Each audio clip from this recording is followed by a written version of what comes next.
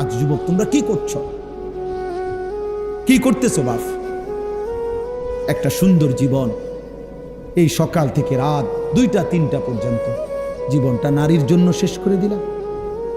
মোবাইলে ছবি দেখতে দেখতে, নারী দেখতে দেখতে, অশ্লীল উলঙ্গ দৃশ্য দেখতে দেখতে শেষ করে দিলা। এমন সুন্দর হায়াত, এই রাত আর ফিরবে না, এই দিন আর ফিরবে না প্রিয় বন্ধু, আর কোনো দিন না। 19 আগস্ট 2025 রোজ মঙ্গলবার, আর কোনো দিন হবে না। আগামী সপ্তাহে মঙ্গলবার আবার আসবে, কিন্তু সেদিন 19 তারিখ না, সেদিন 26 তারিখ নাকি? 19-এর সাথে কত? 26 তারিখ। আগামী বছর আবার 19 আগস্ট আসবে, কিন্তু সেটা তো 2025 না, 2000। তাহলে আর কোনোদিন হবে এটা? আর অতএব আমার কিশোর, আমার যৌবন, আমার এই হায়াত আর কোন দিন আসবে না, আমার না আপনাদের, না জওয়ানদের, না বৃদ্ধদের। নবীজি এজন্যই বলছে, নি'মাতানি মাগবুনুন ফীহিমা কাসীরুম মিনান নাস আস-সিহহাতু ওয়াল ফারাগ। নবীজি বলেন, 2টি নিয়ামত এমন আছে বান্দার কাছে যখন থাকে তখন সে কদর করে না, বরং প্রতারিত হয়।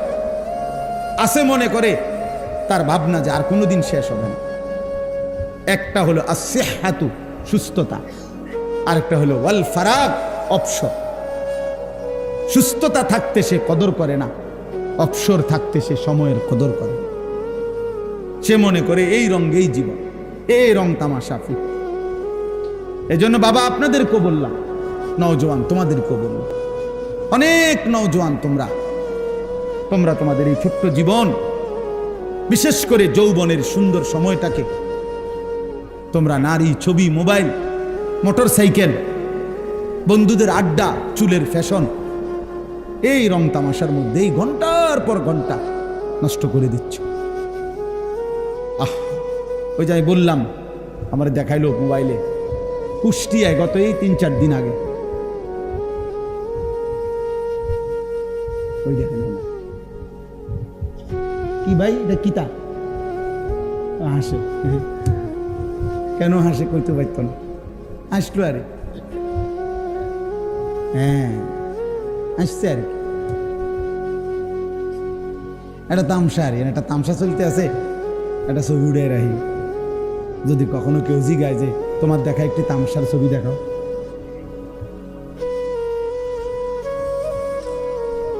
তো বলতেছিলাম যে এই কুষ্টিয়ায়, এই তো খবরে, সব খবরে আসছে, এটা 10টা ছেলে মোটর সাইকেল রেস, মানে নিজেরা মোটর সাইকেল দিয়া মানুষের চলাচলের রাস্তাতেই, হ্যাঁ রেস দিতেছে।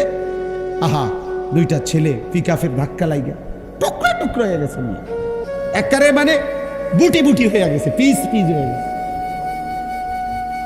টুকরা টুকরা, মানে লাশটা যে টুকাবে এটাও পারা যাবে না, এমনি ছিটটা দিতে গেছে, জীবন্ত জলজ্যান্ত। 18-20 বছরের তাগড়া, প্রত্যেকেই নিজের মোবাইলে হয়তো নিজেই ভিডিও করতেছে, নিজেই লাইভ দিছে। তোমার লাইভেই তোমার মৃত্যু দেখানো হবে, তোমার মোবাইলেই তোমার ছিন্ন ভিন্ন হওয়া লাশের ছবি, আলগা ভিডিও আইব করতে। এটা হেতের মোটরসাইকেলের সামনে যে ভিডিও আছে, এটা চলতেছে যে, ওটার লাইভ থেকে শুনবে। আহা, কি করবে? তুমি তো আর কোনো দিন ফিরবা না। কারে দেখাইতেছিলা? কে দেখলো তোমার এই মোবাইল? কে দেখছিল তোমার এই মোটরসাইকেল? আজ কে দেখবে তোমার?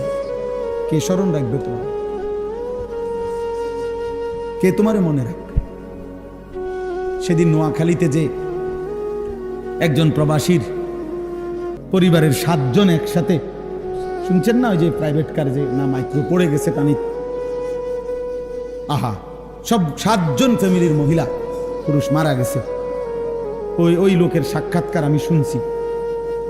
ওই প্রবাসী লোকটা কাঁদতেছে আর বলতেছিল যে, কয় যে আমি কত চিৎকার করছি, কত কাকুতি মিনতি করছি মানুষের কাছে, শত শত মানুষ, সবাই শুধু ছবি উঠাইছে, কিন্তু কেউ আমার এই গাড়িটাকে মানে এটাকে ধৈর্য যে কিন্তু টান না আনবো, সবাই শুধু ছবি উঠেছে।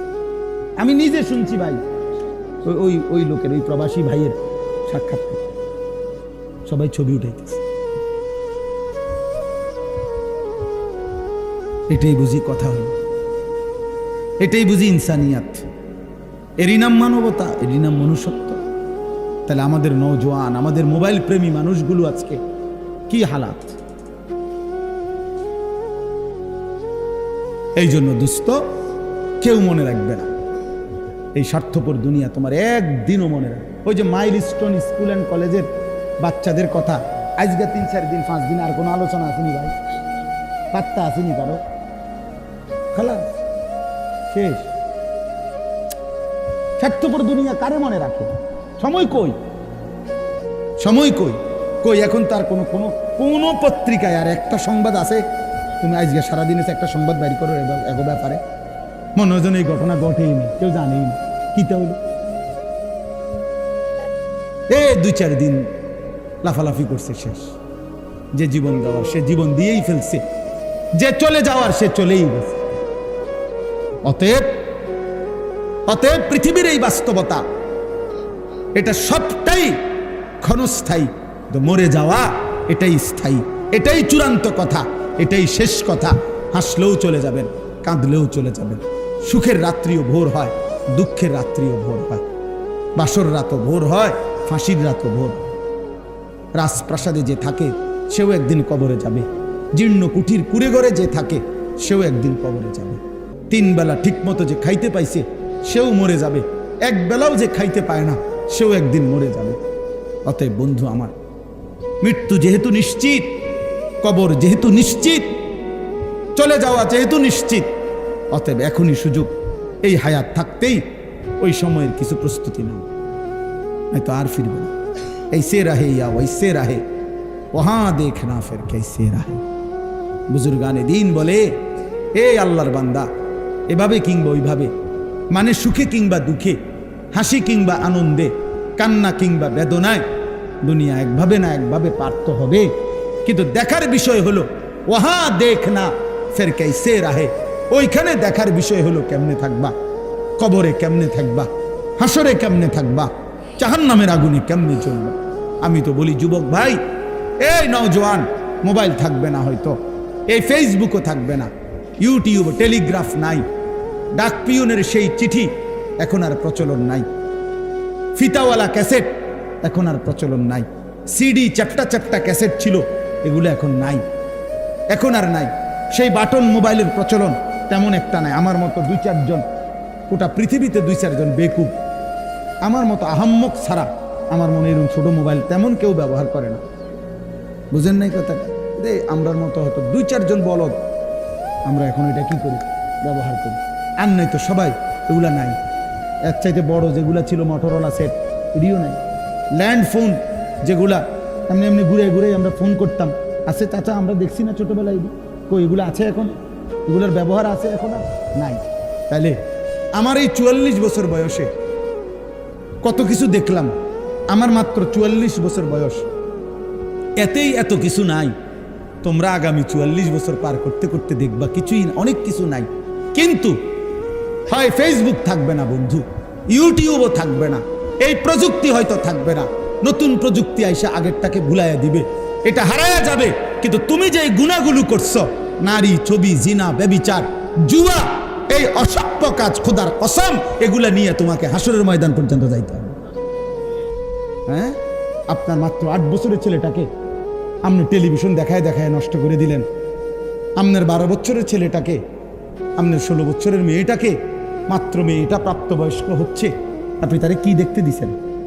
ও কি দেখে এগুলা? ও যেই নাটক দেখে, সিনেমা দেখে, উপযুক্ত বয়সী পুরুষ নারী একজন আরেকজনকে জড়িয়ে ধরে, সে কি শিখে? আখলাক শিখে? বলো ভাই, বলো আব্বা, তুমি বলো। এই যে মাশাআল্লাহ, এই বাচ্চা খুব মনোযোগ দিয়ে শুনতেছে, আল্লাহ হায়াত দারাজ করে। ও উপলব্ধি করছে বিষয়টা কি করতেছে। আপনি বলেন ইনসাফ কি বলেন? কাঠ আমি ব্যবস্থা করলাম না, এটা বিল আমি দেয় না, বাচ্চা দেয়। আল্লাহ তাআলা বলছে ইন্নাল্লাযীনা ইউহিব্বুনা, এই আয়াত শুনে নিশ্চয়ই যারা পছন্দ করে, আন তাশিআল ফাহিশাতু, ছড়িয়ে পড়ুক অশ্লীলতা, ফিল্লাযীনা আমানু, মুমিন মুসলমানদের সমাজে অশ্লীলতা ছড়িয়ে পড়ুক, ঘরে ঘরে, বাড়িতে বাড়িতে, মহল্লায় মহল্লায়, গলিতে গলিতে। আল্লাহ বলেন আমি ওয়াদা দিলাম, লাহুম আযাবুন আলীমুন, তাদের জন্য রয়েছে অত্যন্ত কঠিন মর্মান্তিক আযাব। কোথায়?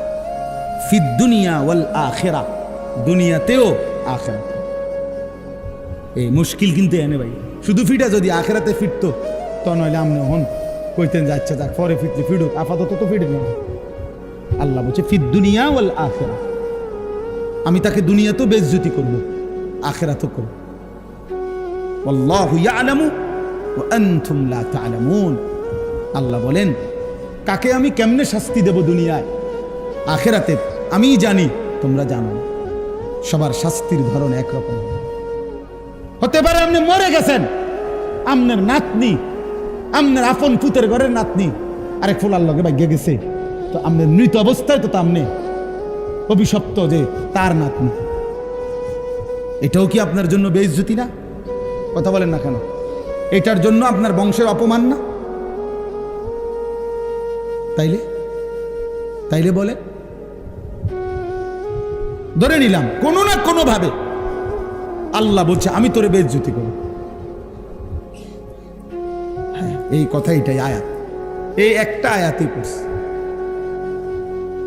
ইন্নাল্লাযীনা ইউহিব্বুনা আন তাশিআল ফাহিশা, আমার দ্বারা যেন কোনো অশ্লীলতা না ছড়ায়, আমি কোনো গুনার পরিবেশ তৈরি করে যাব না, এটা আমার সিদ্ধান্ত থাকতে হবে। আমার ফুট কানতে কানতে মরে যায়, আর কানতে কানতে মরে না।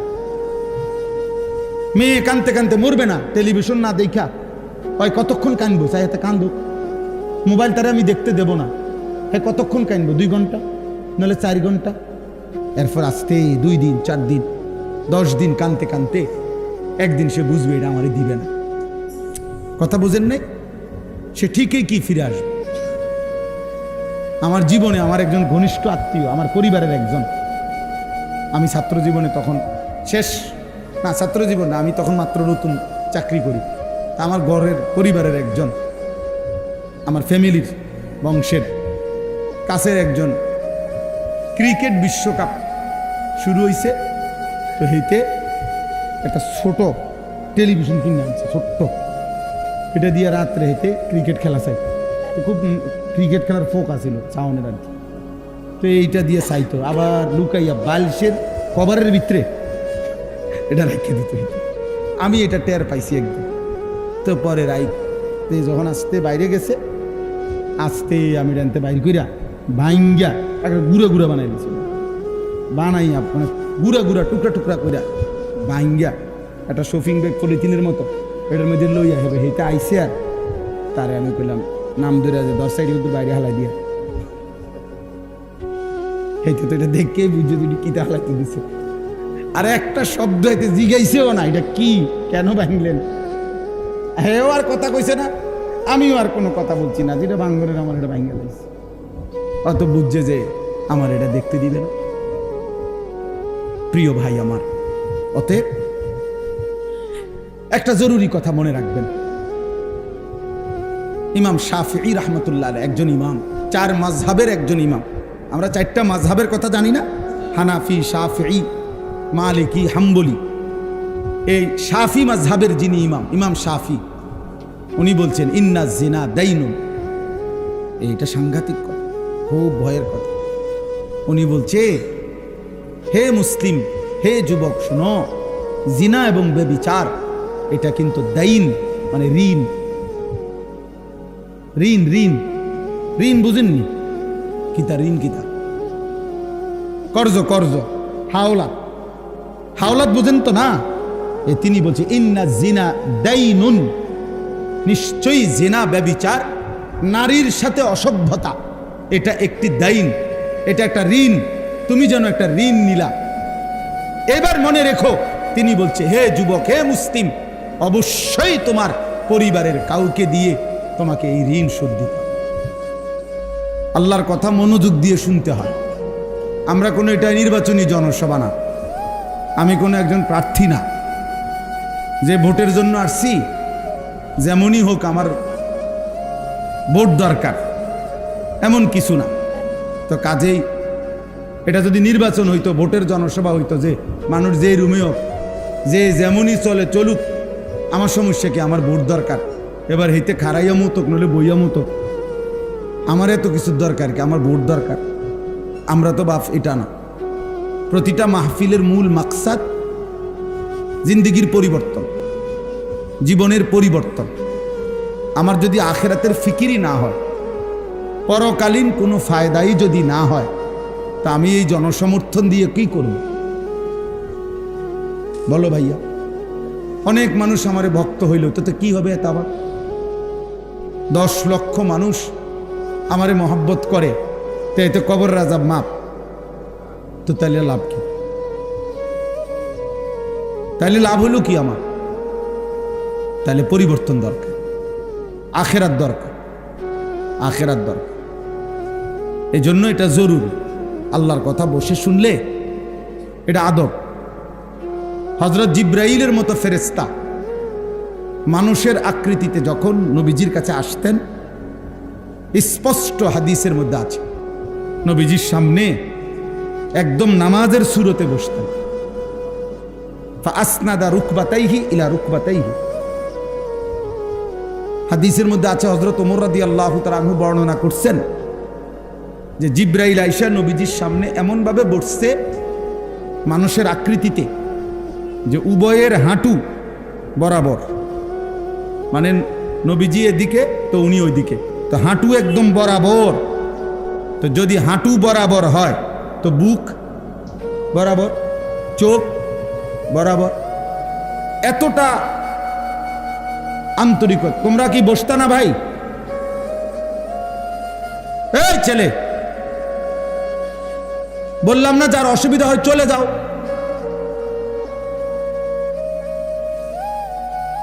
স্বেচ্ছাসেবক নাই, এমনি 2-1 কোনো ভাই। মাদ্রাসাওয়ালা কোথায়? মাদ্রাসার হুজুর আপনি কোথায়? মোহতামিম কোন? কোনে মোহতামিম কে? আপনি ওঠেন, আপনি ঠিক করেন আপনার লোক। মানে হাসলে হইতো না তো।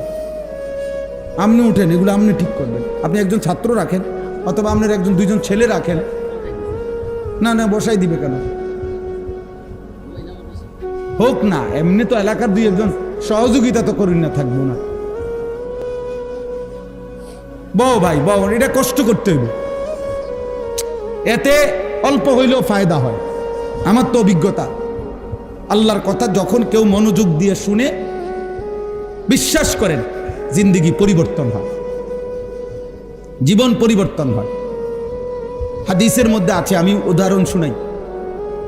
হাদিসের মধ্যে স্পষ্ট আছে, একজন সাহাবীর নাম ছিল উসামা ইবনে শরীক, একজন হলো উসামা ইবনে যায়েদ, আরেকজন হলো উসামা ইবনে শরীক রাদিয়াল্লাহু তাআলা আনহু। এই সাহাবী বর্ণনা করছেন যে রাসূলুল্লাহ সাল্লাল্লাহু আলাইহি ওয়াসাল্লাম কুন্না জুলুসান ইনদান নবী সাল্লাল্লাহু আলাইহি ওয়াসাল্লাম, আমরা একদিন নবীজির সামনে বসা ছিলাম, বসছি আর কি সবাই। তো তিনি বলেন, কাআন্না আলা রুউসিনা তাইর, আমরা এমন ভাবে বসলাম যেন আমাদের মাথার উপরে পাখি এসে বসছে। তাহলে এতটা স্থির হয়ে বসছে যে মাথার উপরে যেন আইসা পাখি বসছে। তো পাখি যদি কেউ এমনি নড়ে, কোনো ডাল যেটা যদি পাতলা হয়, ছোট চিকন হয়, নড়ে সারাক্ষণ, ওই ডালে পাখি বসবে না। যে ডাল মোটা স্থির, নড়ে কম, নড়ে না, পাখি বসে কোন ডালে? ওই ডাল। তো উনি বলেন যে আমাদের মাথার উপরে যেন পাখি বসছে, এত স্থির আমরা বসছি নবীজির সামনে। লা ইয়াতাকাল্লামু মিন্না মুতাকাল্লিমুন, হাদিসের পরের অংশ। উনি বলেন আমাদের মধ্য থেকে একজনও কোনো কথা বলে নাই, একজনও আমাদের সামনে, আমাদের মাঝে কেউ কোনো কথা বলছিল না। সবাই চুপ, পিন পতন, নীরবতা এবং স্থির এইভাবে আমরা আল্লাহ নবী সাল্লাল্লাহু আলাইহি ওয়াসাল্লামের এক এক কথা শুনছি। তাহলে মনোযোগ জরুরি, মনোযোগ জরুরি, মনোযোগ জরুরি। সাহাবায়ে কেরাম বলছেন এটা। হযরত বারা ইবনে আযিব রাদিয়াল্লাহু তাআলা আনহু বলেন যে নবীজি একদিন জানাজা পড়তে গেছে আমাদের সাথে, এক সাহাবীর জানাজা। তো গিয়া দেখে তখনও ওয়ালাম্মা ইয়ালহাদ, কবর খোঁড়া শেষ হয় নাই। তো এই জন্য ভাবছে যে এখনই জানাজা পড়ে ফেললে দাফন করবে কেমনে, কবর তো এখনো কি হয় নাই, শেষ হয় নাই। তো সাহাবী বলেন ফাজালাসা, নবীজি ওইখানেই বসে গেছেন।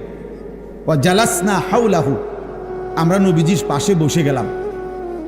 তখন আমরা নবীজি আমাদের সামনে কবরের বর্ণনা, কবর জগতের বর্ণনা দিতে লাগলেন। আর আমরা এভাবে শুনতে লাগলাম, ওই একই শব্দ তিনি বলছেন, কাআন্না আলা রুউসিনা তাইর, যেন আমাদের মাথায় পাখি বসছে। এত মনোযোগ দিয়ে আমরা আল্লাহ নবীর কবরের বর্ণনা শুনতেছিলাম। তাহলে মনোযোগ জরুরি। এ বয়স্ক বাবা আপনাদের কবর, শুক্রবারে জুমার নামাজের বয়ান আমাদের সকল মুসল্লি যদি শতভাগ মনোযোগ দিয়ে শুনতো, বিশ্বাস করেন মানুষের পরিবর্তনের জন্য ওইটাই যথেষ্ট ছিল। এক বছরে 52টা সপ্তাহ, এক বছরে 52 শুক্রবার, প্রতি মাসে 4টা শুক্রবার, 4 12 48, আর প্রত্যেক বছর 4 মাসে 4টা শুক্রবার অতিরিক্ত। যেমন এই আগস্ট মাস, এখন এই মাসটায় 5টা শুক্রবার, এই বর্তমানে এই রানিং মাসে আমার হিসাব আছে। আমি তো 2 মসজিদে জুমা পড়াই, ফলে আমার হিসাব আছে। একটা জুমা আমার এই মাসে বোনাস আছে, অতিরিক্ত আছে। তাইলে এটা পড়াইছি আরেক জায়গায়। মকবুল ভাই কইতেছে এটা নবী না, মকবুল ভাই শুধু জায়গা খুঁজেছে কোনান দিয়ে একটা মাহফিল দিব। তাইলে বলতেছি যে 52টা জুমা, ওই যে 4টা জুমা যদি অতিরিক্ত হয় তাহলে 48 আর 4 কত, 52। এই মোট 52টি শুক্রবার, 52টি জুমার বয়ান হয়। আমরা যদি মনোযোগ দিয়ে শুনতাম তাহলে ভেবে দেখেন, বছরে যদি 52টা সপ্তাহ হয়, একটা মুসল্লি যদি 20 বছর এভাবে যদি জুমার নামাজ পড়ে, তাহলে প্রতি বছর যদি 52টা জুমা হয়, 20 বছরে সে কতগুলো জুমা। তাইলে এই 20 বছর আল্লাহর কথা শোনার পরেও আপনার বুঝি 2 রাকাত নামাজ ঠিক হলো না, আপনি কি শুনলেন? 20 বছর ধরে প্রতি বছর 52টা জুমা বয়ান শুনেও আপনি এখনো সুন্নাত মোতাবেক ওযু করতে পারেন না, আপনি কি শিখলেন চাচা, কি শিখলেন ভাই? এখনো আপনার রুকু সেজদাটা ঠিক হলো না, এখনো আপনি আত্তাহিয়াতু সুন্দর করে পড়তে পারেন না, এখনো আপনি দোয়ায়ে মাসুরা, দোয়ায়ে কুনুত শুদ্ধভাবে বলতে পারেন না। তাহলে আপনি আর কত বছর পরে শিখবেন? আর কত বললে শিখবেন? আর কত বছর পরে শিখবেন? মূল কারণ হলো কেন পারে না? 60 বছরের বুড়া চাচা আজও কোরআন শুদ্ধ করতে পারে নাই কেন? গাফেল। এই 60 বছরে উনি বুঝা বুঝা বহুত কিছু করছে। ওনার বুদ্ধিতেই জমি কিনছে কমপক্ষে 50 শতক, ওনার বুদ্ধিতে উনি একটা বিল্ডিং করছে, ওনার বুদ্ধিতে উনি 3 ফুট বিদেশ পাঠাইছে, ওনার বুদ্ধিতে উনি 4টা মাইয়া বিয়া দিছে, ওনার বুদ্ধিতে উনি কোনান দিয়ে বাথরুম দিলে ভালো হয়, কোনান দিয়ে সামনের রুম দিলে ভালো হয়, এটা উনি বুদ্ধি দিছে। কেমনে জানালা দিলে ভালো হয়, ওনার বুদ্ধিতে হয়েছে। উনি বিএস বোঝে, সিএস খতিয়ান বোঝে, দলিল বোঝে, সব বোঝে, উনি দুনিয়ার সব বোঝে, কিন্তু বুড়া মিয়া আল্লাহর কোরআন বোঝেন। কারণটা কি? মূলত এটার উনি প্রয়োজন বোধ করে না। যদি প্রয়োজন বোধ করত তো ঠিকই উনি পারত, উনি মূলত গাফেল। এই জন্য আমার শায়েখ আল্লামা মুফতি মুশতাকুন নবী সাহেব হুজুর সবসময় বলে 3 জিনিস মানুষকে জাহান্নামী বানায়। কয় জিনিস? 1 নাম্বার গাফলত, এই অবহেলা। পরিমারি যান না, আইতে আছে যান না, যাইবেন না। মসজিদে যাইতেন না? জামু, মানা করছি না, যাইতাম না। যাইবে না, তুমি সামনে যাইবে না, আইতেছি না, এরকম শুরু করছো। এই মানে ভাল লাগে না আর কি ভাল লাগে না? ভাল লাগে না, ভাল লাগে। অনেক ছেলেপেলে আছে এরকম, আমাদের পড়তাম না, কি লেগা পড়তাম না রে, পড়তাম, কোনো কারণ নেই। এই গাফলত, খামখেয়ালি, অবহেলা, পরে জাহান্নামী বানায় ফেলে। 2 নাম্বার হলো জাহালত, অজ্ঞতা, মূর্খতা।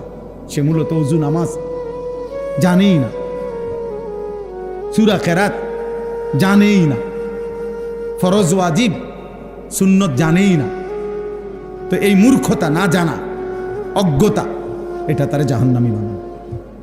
3 নাম্বার হলো দালালাত, সঠিক পথ হারিয়ে ফেলা। মানে ফিকির আছে, আখেরাত বুঝে, কিন্তু সঠিক রাস্তাটা চেনে না। হেদায়েতের সঠিক রাস্তা, সুন্নতের রাস্তা, কুফরির পথে চলে গেছে, শিরিকের পথে চলে গেছে, বিদআতের পথে চলে গেছে, রাস্তা হারায় ফেলছে। দালালাত, এই ভ্রষ্টতা, পথ হারা, এই কারণে জাহান্নামী। কয়টা হলো? 3। গাফলত, জাহালত, দালালত। কেউ গাফেল হওয়ার কারণে জাহান্নামী হবে, কেউ জাহেল হওয়ার কারণে জাহান্নামী হবে, কেউ পথভ্রষ্ট, পথ হারা হওয়ার কারণে জাহান্নামী হবে।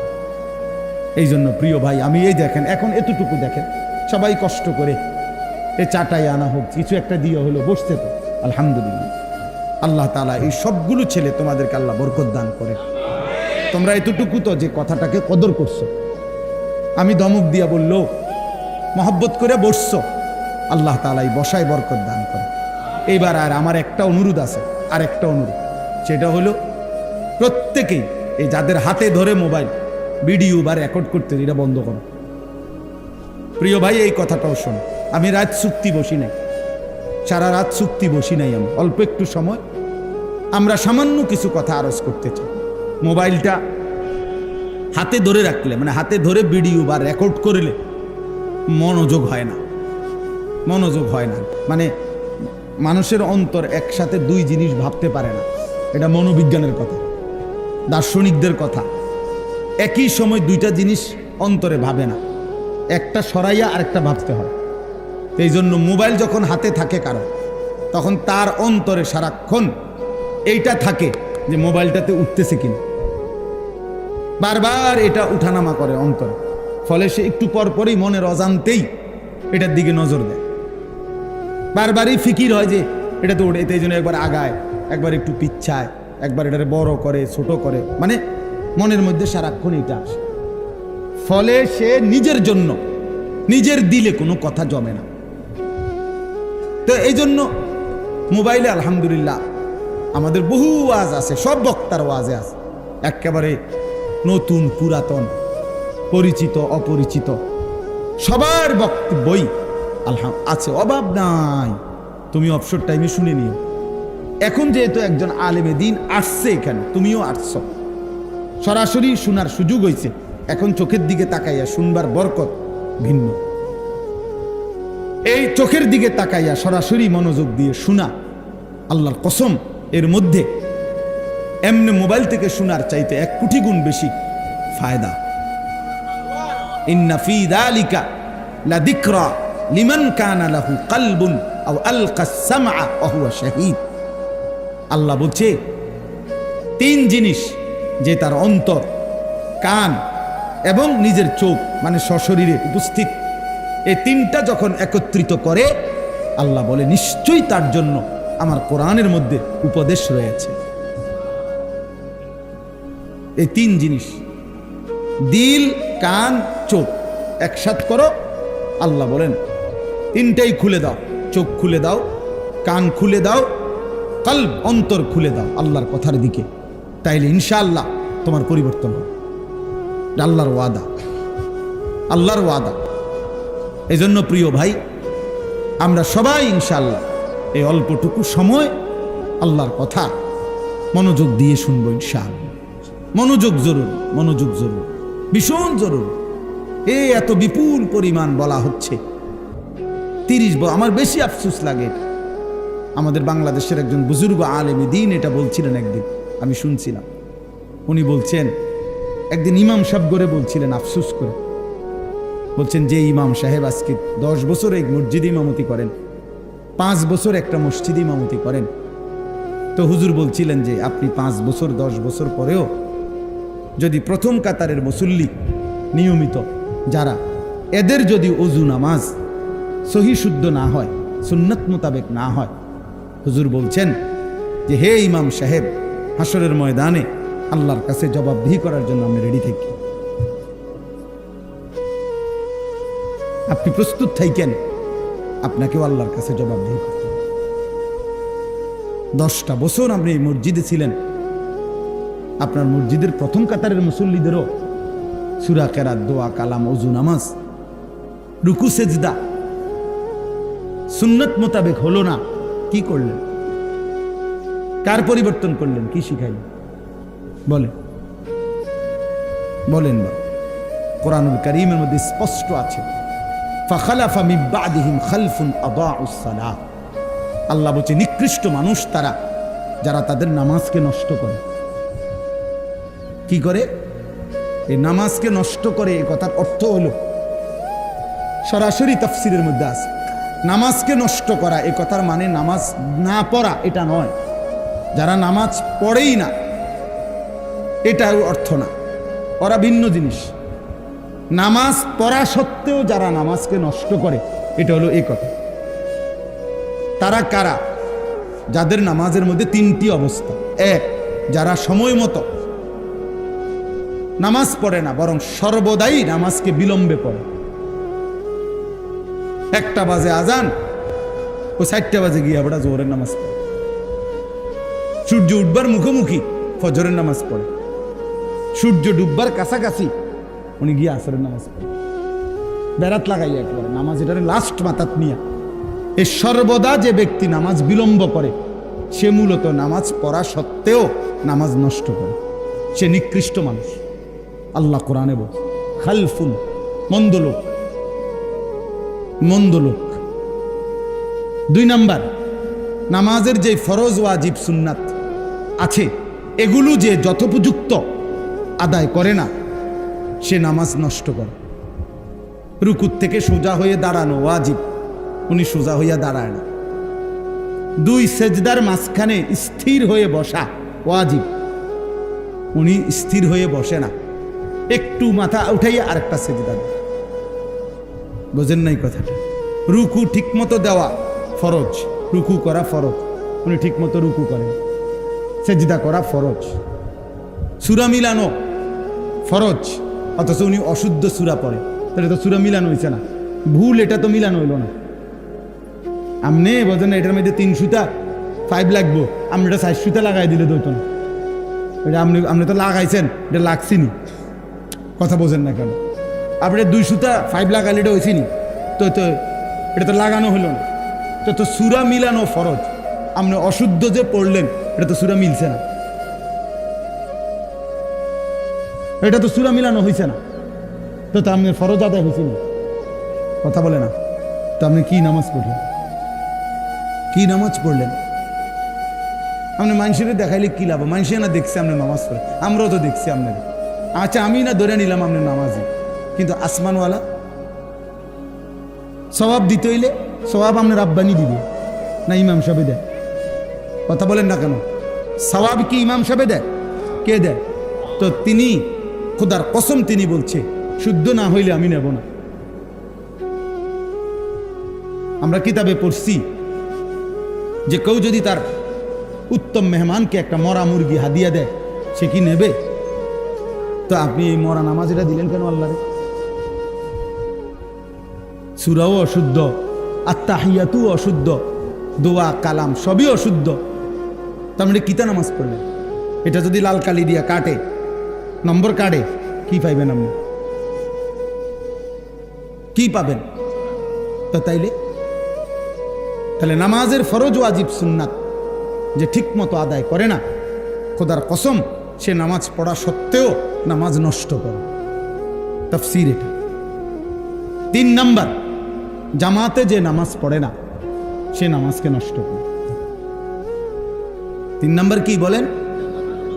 নামাজ যে জামাতে পড়ে না সে মূলত নামাজকে নষ্ট করে। নামাজ 2 পদ্ধতিতে না, নামাজ 1 পদ্ধতি। নামাজ মূলত জামাতে। যদি কোনো কারণে বাই সেন্স অ্যাক্সিডেন্টলি জামাত ছুটে যায় তাইলে বিকল্প অপশন একাকী নামাজ, কিন্তু আপনার সমান সমান অপশন না। অর্থাৎ আপনি ইচ্ছা করলে নামাজের ওয়াক্ত হয়েছে, এখন ইচ্ছা করলে জামাতেও পড়তে পারেন, একাকীও পড়তে পারেন, এমন না।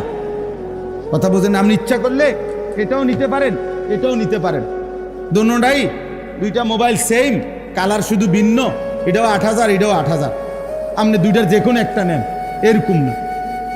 আপনি ইচ্ছা করলে জামাতেও পড়তে পারেন, ইচ্ছা করলে একাকীও পড়তে পারেন। নামাজের বিধান এরকম? কথা বলেন না। না, নামাজের বিধান মূলত জামাতে।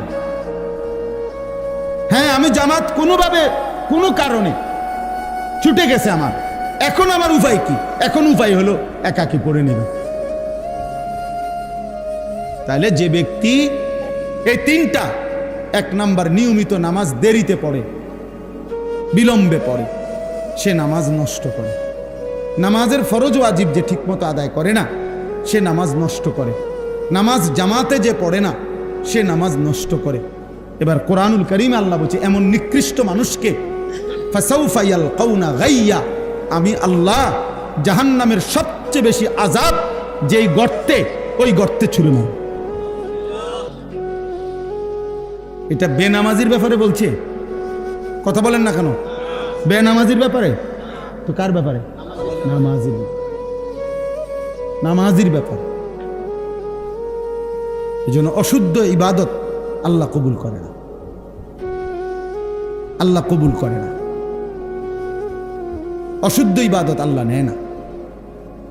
ফামান কানা ইয়ারজু লিকা রাব্বিহি ফালিয়ামাল আমালান সালিহা, কোরআন শরীফের আয়াত।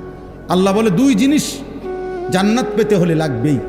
1, প্রত্যেকটি আমল বিশুদ্ধ হইতে হবে। 2, ওয়ালা ইউশরিক বিইবাদাতি রাব্বিহি আহাদা, আমার ইবাদতের সাথে আমি ছাড়া অন্য কাউকে মিশাইতে পারবো না, শিরিক করতে পারবো না, শুধুই আমার জন্য, ইখলাস আল্লাহর জন্য হইতে হবে। 1 হলো নবীজির তরিকা মতে বিশুদ্ধ হইতে হবে।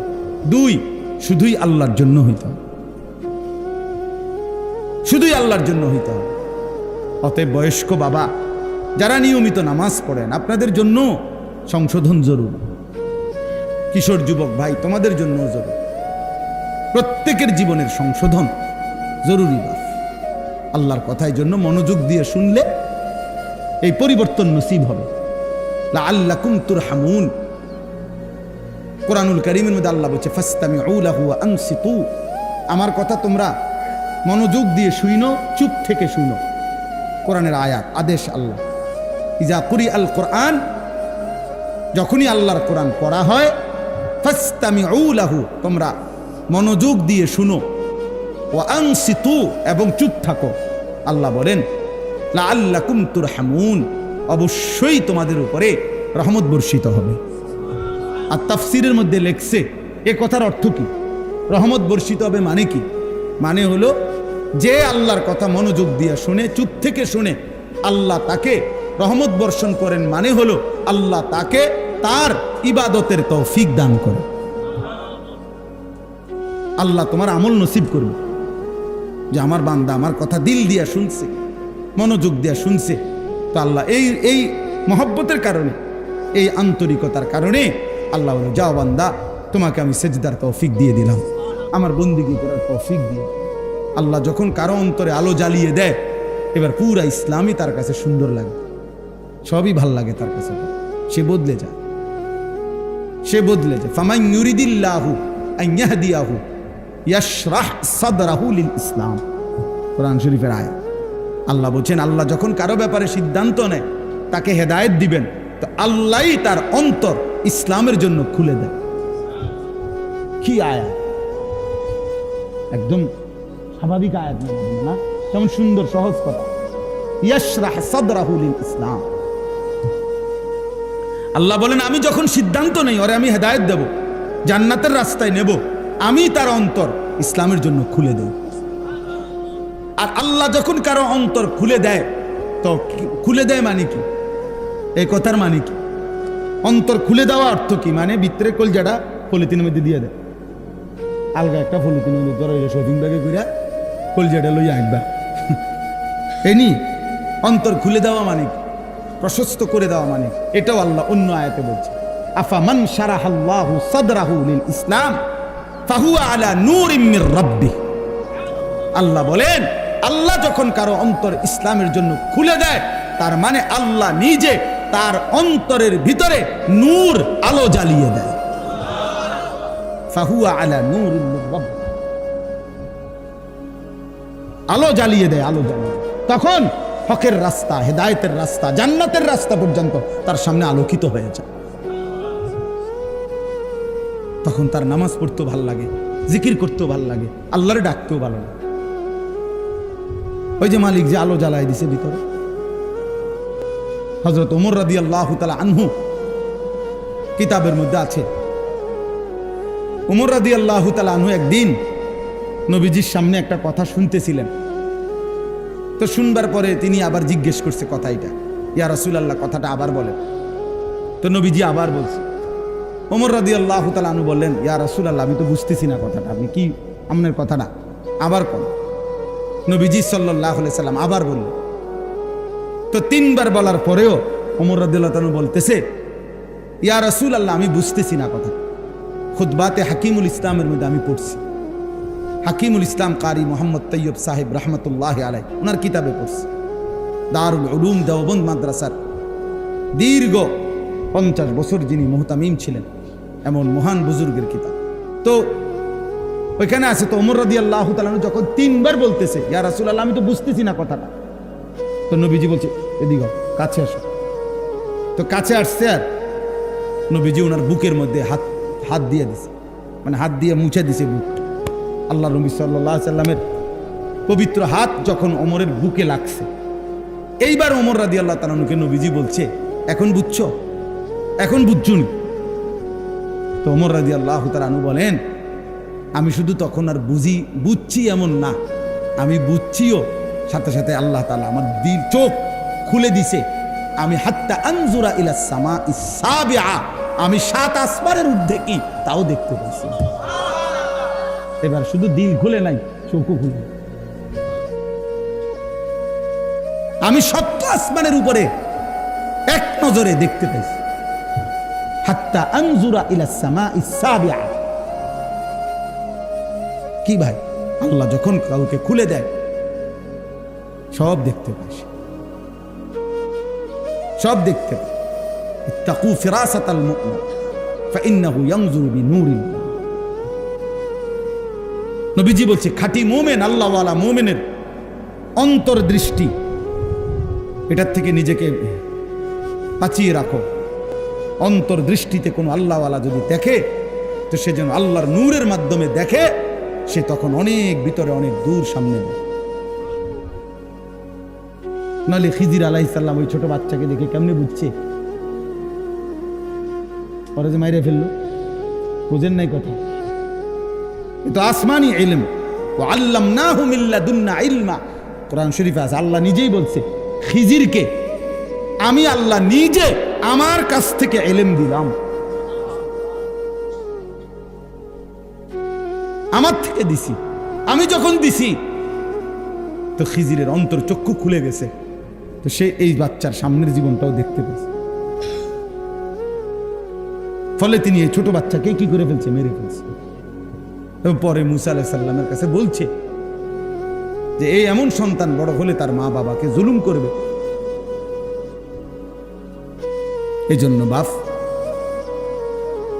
আমরা প্রত্যেকেই, আমার কথা সব সময় আমি দিবানিশি এটা বলি, আমাদের পরিবর্তন দরকার। শুধু নিয়ম সর্বস্ব। এক এক সময় এক একজন বক্তা আসলো, কারো সুর ভাল লাগছে, কারো টান ভালো লাগছে, কারো দুই একটা কথা জোর হেজে কইছে ভাল লাগছে, কারো একটা হুঙ্কার দিছে এটা ভাল লাগছে। ওরে ভাইয়া কি ভাল লাগছে কি ভাল লাগে নাই, এই ইন্টারভিউর জন্য নিয়ে নেবে। এর মাকসাদ বুঝি এই, ভাইয়া তুমি তোমার মতোই চলবা জীবন, আমি আমার মতোই চলবা জীবন। তাইলে এই সম্পর্কের কি, এই ভালোবাসার কি, এই আসা যাওয়ার অর্থ কি? ওলামায়ে কেরামের এই বয়ানের অর্থ কি? চাচা বাবা, আপনি কোনোদিনও সূরা কেরাত, দোয়া, কালাম ঠিক করবেন না, তা আপনি আলেমে দ্বীনের সাথে কি সম্পর্ক? আপনি 60 বছর বয়স, আজও আপনি বিড়ি খাইবেন, আপনি ইসলামকে কি ভালোবাসেন? 60 বছর বয়স, আপনি এখনো চা দোকানে বসে বিড়ি সিগারেট খান, নর্তকীর নাচ, টেলিভিশন, নাটক, সিনেমা দেখেন। আহা মুরব্বী চাচা, আপনি কিসের, কোন আল্লাহকে ভালোবাসেন, কোন নবীকে ভালোবাসেন? আপনি রসুলকে ভালোবাসেন? মিথ্যা কথা বলেন না। আমগুলো বুঝান, এটি আমরা বুঝি না। আমরা সিরা খাই, আমরা সিরা খাই, আমরা ভাত খাই না। বিড়ি খুর আবার নবীরে ভালোবাসে মানে? রাসূলুল্লাহ সাল্লাল্লাহু আলাইহি সাল্লাম কিংবা তার সাহাবায়ে কেরাম কিংবা 1450 বছরের ধরে আল্লাহর এই জমিনের আল্লাহর কোন নেক বান্দা বিড়ি খাইতে? কথা বলেন না কেন? তো তাহলে আপনি বিড়ি খাইয়া আপনি নবীরে ভালোবাসেন, সাহাবাদেরকে ভালোবাসেন, আউলিয়াদেরকে ভালোবাসেন? মিথ্যুক বেটা, আপনি মিথ্যাবাদী মিয়া, মিথ্যুক।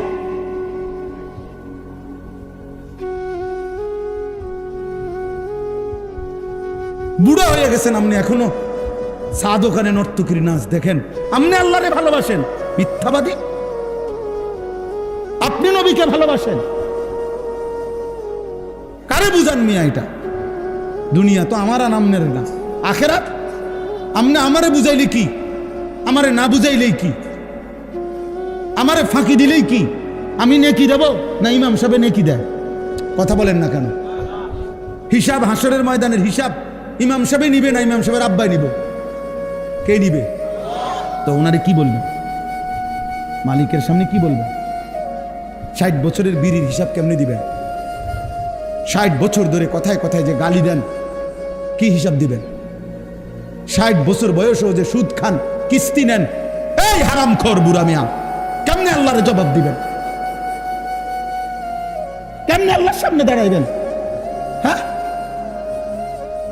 একটা ছেলে বলো, এই মুসলমানের বাচ্চা, বাপ তুই 365 দিনে একদিনও ফজরের নামাজ পড়লি না, আরে মুসলমানের বাচ্চা তুই এত বড় জানোয়ার কেমনে হইলি? তুই কোন মার ঘরে জন্ম নিলি? এই হাইওয়ান, তুই মানুষের বাচ্চা কেমনে, মুসলমানের বাচ্চা হইলি কেমনে তুই? বল বেটা, একটা ছেলে দাঁড়া বেটা। বেনামাজি নাফরমান, জীবন মানে নারী, জীবন মানে উলঙ্গ ছবি, জীবন মানে মোবাইলের অস্থির দৃশ্য, জিনার ব্যভিচার, এটাই জীবন? হয় ছবি দেখছো জিনার ছবি, নয়তো বাস্তবে জিনা করছো, এরই নাম জীবন? আমি এই মাত্র আমার সাথে গাড়িতে ছিল আমার এক প্রিয় ছাত্র মাওলানা ইয়াহিয়া, ওরে আমি শুনাইতেছিলাম নবীজির জামানায় একজন ব্যক্তি জিনা করছে, মুসলমান, আয়েশা নবীজির কাছে বলছে, ইয়া রাসূলুল্লাহ ইন্নী কাদ জানাইতু, আমি জিনা করেছি, আমি এক নারীর সাথে ব্যভিচার করেছি, ফাকিম আলাইয়া, শরীয়তের যেই বিধান আমার উপরে সেটা কার্যকর করেন, আমার দুনিয়ার শাস্তি দিয়ে দেন, আমি তওবা করতে চাই যেন আমার আখিরাতে আমি মুক্তি পাই, আমি ভুল করে ফেলছি। খোদার কসম বাপ, নবীজি 3 বার বলছে, আমার কাছে এই কিতাব এখনো গাড়িতে আছে, ও আমার সাথে রাখো না, না আরো লোক আছে আমার লোক হেরাকো, আমার কিতাবটা নিয়ে আসুক দরকার যদি এখন দেখে। আল্লাহ নবী সাল্লাল্লাহু আলাইহি সাল্লাম বলছেন যে 3 বার বলছে, এই ভাই নবী 3 বার বলছে ওই লোকেরে, আবিকা জুনুন, আবিকা জুনুন, আরে তুমি পাগল নাকি, তুমি কি কও, মুসলমান জিনা করে কেন? 3 বার বলছে নবী। এই বাপ, একটা ছেলে শোনো বাপ, নবী 3 বার, মানে নবীজি অবাক হয়ে গেছে, আরে এতে কি কয়, আবিকা জুনুন, তুমি কি পাগল নাকি, তুমি এটা কি বলতেছো? এরপরে আল্লাহ নবী সাল্লাল্লাহু আলাইহি সাল্লাম বলছে সাহাবাদেরকে, সাহাবারা তার মহল্লায় যাও, খবর লাগাও সে কোনো প্রতিবন্ধী কিনা, মাথায় সমস্যা কিনা, সে এটা কি বলতেছে। সাহাবাই কেরাম এরপরে খোঁজ খবর নিয়ে এসে বলছে, ইয়া রাসূলুল্লাহ, না সে প্রতিবন্ধী না, সে পাগলও না, সে সুস্থ স্বাভাবিক, এবং সে বাস্তবিক অর্থেই জিনা করছে। আল্লাহ নবী সাল্লাল্লাহু আলাইহি সাল্লাম সাথে সাথে বলছে, ফারজুমুহু, সে বিবাহিত, অতএব তাকে পাথর মেরে হত্যা করো। সাহাবারা পাথর মেরেই তাকে হত্যা করছে, প্রকাশ্য দিবালোকে পাথর মেরে হত্যা করছে।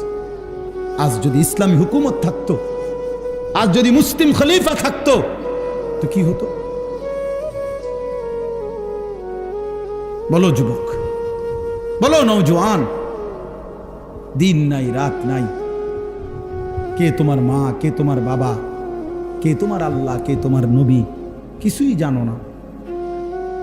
জীবন মানে মোবাইল, জীবন মানে নারী, ছবি, জিনা, বেবিচারের দৃশ্য। কোন নারী দেখো? সে তো কারো বোন, সে তো কারো মা, সে তো কারো স্ত্রী। হাদিসের মধ্যে প্রসিদ্ধ ঘটনা আছে, সব আলেমরা জানে এটা। এক যুবক নবীজির কাছে আইসা বলছিল, ইজান লি বিজিনা, ইয়া রাসূলুল্লাহ, আমাকে জিনার অনুমতি দেন, আমি ব্যভিচার করতে চাই। মুসলমান। হাদিসে আছে সাহাবারা চিৎকার দিয়া উঠছে, ফাজাজারুহু, সাহাবীরা তাকে ধমক দিল। ওয়া ক্বালু মাহমা, সাহাবীরা তাকে বলল, রাখো রাখো রাখো, আরে বেটা, ইন্না লিল্লাহ, কি কও তুমি এটা নবীর সামনে? জিনা করতে চাচ্ছ? নবীজি সাল্লাল্লাহু আলাইহি সাল্লাম সাহাবাদেরকে বললেন, রাখো, তোমরা থামো, ওরা আমার কাছে আসতে দাও। ওই যুবককে আল্লাহর নবী কাছে নিয়ে আসছে। আয়েশা নবীজি বললেন, আতুহিব্বুহু লিউম্মিক, এই একটা একটা করে শোনো, আমার বাপ একজনই শোনো। যুবক, তুমি যদি একজন কলিজার মধ্যে কোনো অনুভূতি আসে, খোদার কসম, আমি শুধু তোমার জন্যই বলছি, তোমার জন্যই আসছি। আমি আগেও বলছি না, আমি তো ভোটে দাঁড়াইছি না। মানুষ কম হইলেও আমার সমস্যা নেই, বেশি হইলেও আমার সমস্যা নেই। আমি জনপ্রিয়তা দিয়ে ঘাস কাটুন, আমি জনপ্রিয়তা দিয়ে করবো কি? তা সবাই চিনলেই আমার কি, না চিনলেই আমার সমস্যা কি? কত মানুষকে কতজন চিনে না, তো কি হয়েছে? তো নবীজি তাকে বললেন, আতুহিব্বুহু লিউম্মিক, যুবক, এই জিনাটা তোমার মায়ের সাথে কেউ করুক, তুমি কি সেটা পছন্দ করো? যুবক সাথে সাথে বলে, লা ওয়াল্লাহি, আল্লাহর কসম নবী, আমি এটা চাই না। নবীজি বলেন, ওয়ালান নাসু ইউহিব্বুনাহু লিউম্মিহিম, তাহলে কোনো মানুষও তার মায়ের সাথে কেউ জিনা করুক সেটা চাইবে না। 2, আফাতুহিব্বুহু লিইবনাতিক, নবীজি এবার বললেন, তুমি কি পছন্দ করো তোমার মেয়ের সাথে কেউ এই জিনা করুক? ক্বালা লা ওয়াল্লাহি, যুবক আবারও বলল, আল্লাহর কসম নবী, আমি এটা মেনে নেব, আমি এটা চাই না। নবীজি বলেন, ওয়ালান নাসু লা ইউহিব্বুনাহু লিবানাতিহিম, তাহলে কোনো মানুষও চায় না তার মেয়ের সাথে কেউ জিনা করে। নবীজি 3 নম্বরে বললেন, আফাতুহিব্বুহু লিউখতিক, তোমার বোনের সাথে কেউ জিনা করুক, তুমি কি যুবক তা পছন্দ করো? ক্বালা লা ওয়াল্লাহি, যুবক আবারও বললেন, আল্লাহর কসম নবী, আমি এটা চাই না।